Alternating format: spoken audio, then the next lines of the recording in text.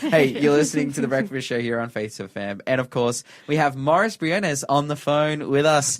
Señor, ¿cómo estás? Thank you very much. Good. Look, I have five sisters, all right? So you be careful. Oh, dude, I'm right there with you. I have 3 sisters. I'm the only boy. I'm 5 sisters, so Wow. yeah. Awesome stuff, bro. Hey, They train me well. Thank you. Absolutely. Thank you for having me. Oh, we love that you're here and that you can come in and have a chat with us about social anxiety today. And I think this is a super important conversation to have. We were just talking about the youth social media ban that's going to be happening in Australia, and this is one of the reasons cited that, hey, it can lead to poor mental health and anxiety and depression and these kinds of things. So obviously, anxiety is something that is needed to be talked about because the youth are struggling with it, people are struggling with it. But particularly today, we're talking about social anxiety. Give us an introduction to this idea. What do we mean by social anxiety? Social anxiety is also known as social phobia. Okay, fear. It's one of the most common anxiety disorders affecting millions worldwide now. Wow, it's on the increase because of the increased amount of the time that is spent in online has this increase huge amount. Really? So using more time online, more time, on the internet and whatnot has ultimately led to the great increase of this particular disorder. Oh, certainly. Because it looks as an intense, persistent fear of being watched or judged. Yeah. By others. What you wear, how happy you appear to be. We know that there are a lot of people that exaggerate that view by putting these glamorous photos and everything else. Okay, so it's like kind of a constant comparison that's come as a result of social media use and whatnot that has enabled high levels of social anxiety.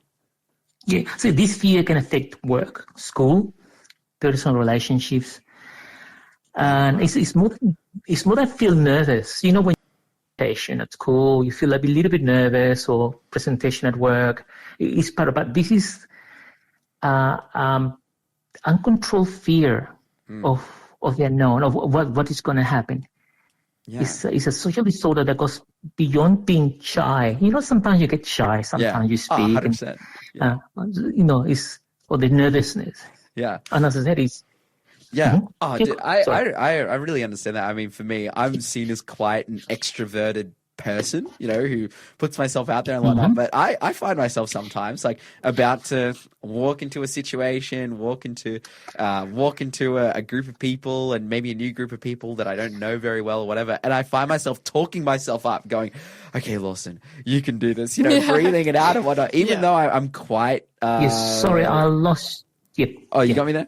Yeah. Even though I'm quite extroverted, but so still, even for me, I think as a quite extroverted person, there's this level of nervousness that can come in social situations. But for someone who has the disorder of social anxiety, what does that actually look like? What are the issues, and what are the things that actually happen as a result of that? Okay, it's the fear of judgment and humiliation. Okay. Or feeling embarrassed. Somebody's going to embarrass you. You go there, and you feel that I'm going to be totally humiliated. And that's a fear that starts growing. Yeah, the worry about others are thinking of who you are, thinking of you, being self-conscious of not showing emotions that people might disagree with you, or having an opinion that people might judge or dislike. Yeah. The other part is actually being sensitive to criticism. Okay, we all are criticized in work, study, school, but this is you take it very personal, in depth, and you keep it for a long time and make you fluctuate. Oh, I'm not good to do this. Maybe I shouldn't do it because somebody says something that I didn't like. Yeah. And because of that, you start avoiding social events, going out, activities, and all of that because of that fear of being humiliated or being not accepted according to your eyes. Yeah. That sounds so hard Like debilitating. because It is. as humans, It is. I mean, not only is social interaction in many points actually quite necessary, to work, It's to how God's made us. collaborate. But yeah, it's incredibly necessarily, like from a kind of biological standpoint. We have a deep need for social interaction. We operate best in environments where social interaction is included. We find joy and happiness. And essentially where if you have social anxiety, you're excluding yourself from something that you also desperately need. It's part of us. Yeah, Look, wow. once I was having a conversation with a young man who was saying that he didn't want to work, he didn't want to study, he didn't want to try different things because he had the fear of failing, the fear that he was not going to be able to pass the course. And that is sad because then you don't try anything at all. Yeah, it's like your life is on standstill because of this fear. Because always you're fearing the unknown. Someone said the gatekeeper of your comfort zone is fear.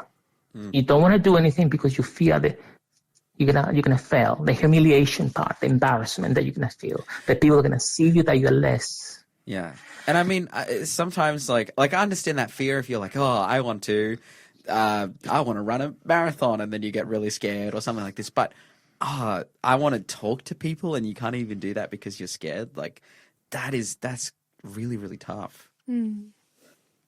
So Yes. how can people protect themselves from this social anxiety? Well, some people protect themselves in a destructive way, which is when they start to become isolated. They isolate themselves from going out with friends, or trying new activities, exercise, or going out, or going to the gym, or things like that. Okay. Which at the end of the day, you start accessing more the online, social media that they portray many of the time a false world around you. And avoidance. You start to avoid your network, your friends, your family, or the people that you know because you want to play safe. And the other part is play safe. You don't try new things because you're safe. Right. You don't try new things. Yeah. Yeah. So that is the problem. When the person themselves, they try to do something to protect themselves. Now, and then what can we do about that?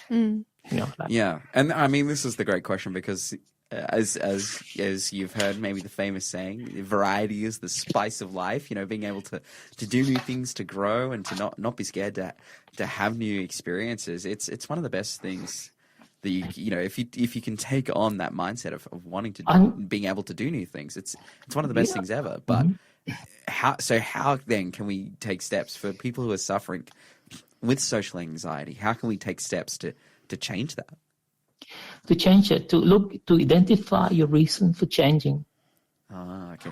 Some people have suffered and they are so much in pain and depressed because of the bubble that they have constructed around themselves, that sometimes people need to feel a little bit of pain to get out of that, to decide, look, I'm tired of this and I want to do something else. No pain, So no you need to gain. identify. Yeah, well, that's another way. Yeah. So you need to identify the reasons. Even, sometimes it's good to write it down in a piece of paper. That is sometimes what I've sent to some of my clients. Write down to me specific points. You feel, this is how you feel. You feel embarrassed. You feel like humiliated when you go there. And you don't want to feel that anymore. And I don't want to feel like this anymore. I want to try something else. Why? Because I'm not happy. I'm in pain. Yeah. And maybe writing down some of those positives too, right? Like saying, hey, if I change, like it will make me happier. It will make my life healthier. So the opposite page. Yeah. Yeah. Okay. Awesome. Yeah. So you need to start to write. And it is easy to write it. Look, when I write that, so look, we're just going to write it down and we're going to read it and we're not going to get back to it. But if we have to, we do. But because, that causes negativity. So I try not to do that. So write it down, be aware that the things that you need to change, and then stay in a growth mindset. Okay. Stay in the course. I'm curious, Maurice, have you, worked with any clients, and have you seen like a major turnaround for people who Oh, are yes. suffering from this? Can you tell us like a Yes. de-identified story of somebody that you've worked with, maybe? Yeah, well, it's called it John, all right? Because I don't like the name, like, obviously, Of course. you can't do that. Yeah. It's called it John, all right? It's a young man. He used to cry quite very often because he saw himself that he couldn't do the work. He didn't understand many things. And he did spend a lot of his time online, on social media, looking at, comparing himself, really. He was comparing himself all the time with this. I think that a lot of people exaggerated, all right, what they were doing, their work, the fancy clothing and all that, the nice trips and vacations. And so I said, look, write down in a page. You don't go out very much. Your friends, you hardly speak to your friends, your family, you keep them at bay. Just write this down and tell me, what are the changes you want? You want to have better communication with your family? Great, write it down. Then how are you going to achieve that? But just go back and say hi, whatever way you prefer to talk to your parents or your friends, your family. Slowly, we wrote the list. We said, okay, this is what we need to say. Okay, we have acknowledged what he said, and now we need to prepare. How are we going to prepare this? How are we going to do? Now we need to do the good page. What do you need to achieve? What do you want to achieve? You want to have more friends? You want to go out more? But the study in the growth mindset is that you need to start every day. I always say these words that you want to achieve these goals. And slowly, really, we don't want to go too fast, too soon. Slowly create little goals that they were able to achieve to get to that point. Yeah. And they achieve. Look, and John went from being very shy, very negative, his own critic, the worst critic for himself, to start looking to be more. What can I have? What's the word? Not to be so critical of himself, because that was a great problem that he had. You criticize yourself, be more kind to yourself. Say that, look, you're not perfect like everybody else, and motivate yourself to do it. Oh, very good. But that it is a process, accepting that you have things wrong, but at the same time that you have many good things. Yeah, I love and this. Compassionate.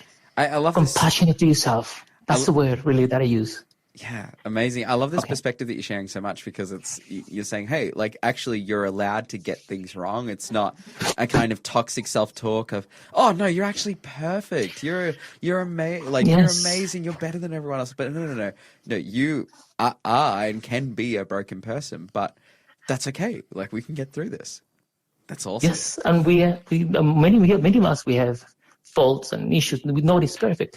An important point that we need to discover too is that sometimes in our life there are people that might be your friends, but they're not really your friends. They're very negative towards you. They criticize us. Oh, well, you're my friend, so I'm a good friend, so that's why. But it is a constant criticism that we have to be careful. It's very Australian culture, right? In Australian culture, we kind of rip on each other. We say mean things to each other. So that's not necessarily the healthiest part of our culture, and it can actually cause some damage in these relationships, right? Yeah, because if there is, that person knows me for a long time, so he's very critical of me. Sometimes we need to start making new friends. Yeah. Okay, making new friends, and I know a perfect place to make new friends. Come to my church. You'll find some great friends. Hey, Morris, thank you so much for sharing with us this morning the steps that we can take and getting some hope that we can overcome social anxiety. You're listening to the Breakfast Show podcast on Faith FM. Positively different. By myself, Lawson. Got producer Shell